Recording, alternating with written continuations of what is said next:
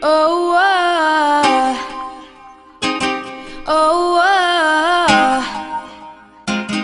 oh, Walter Percy Chrysler was an American machinist who worked on many railroads, and the automotive industry manager and founder of the Chrysler Corporation.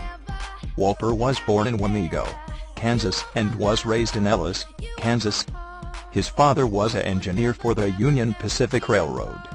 Young Walter would watch his father work on the trains, and that is where he got his interest and love for engines.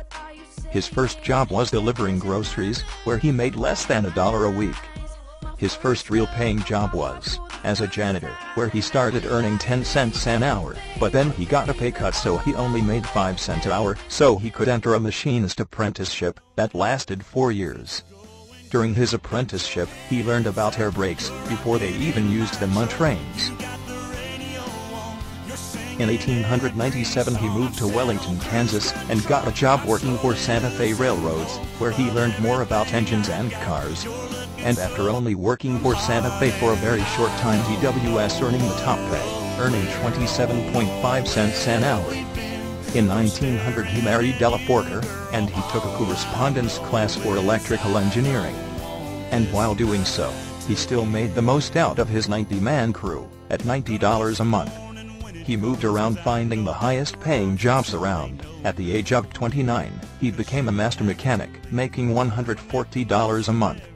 In 1908 Chrysler bought his first car, a Locomobile touring car, for $5,000. When he bought it, he didn't know how to drive a car, and the roads were not very good, so he had it shipped to his house, where he didn't even drive it for 3 months.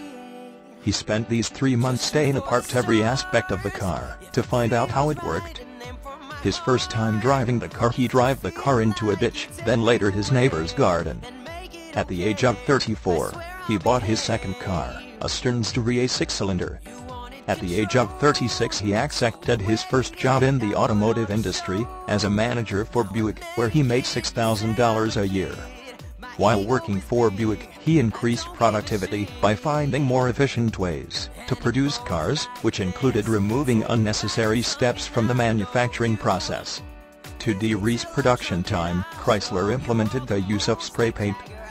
He also stopped the put-in clear coat on the frame, because nobody ever saw them anyway. After working for Buick for 3 years, making many improvements, and had no raise in pay from the original $6,000 a year, he asked for a pay raise. In 1916 Chrysler was offered the position of president of Buick. He accepted. With his new position, he made $120,000 a year. 4 years later, in 1920 he resigned from president at Buick.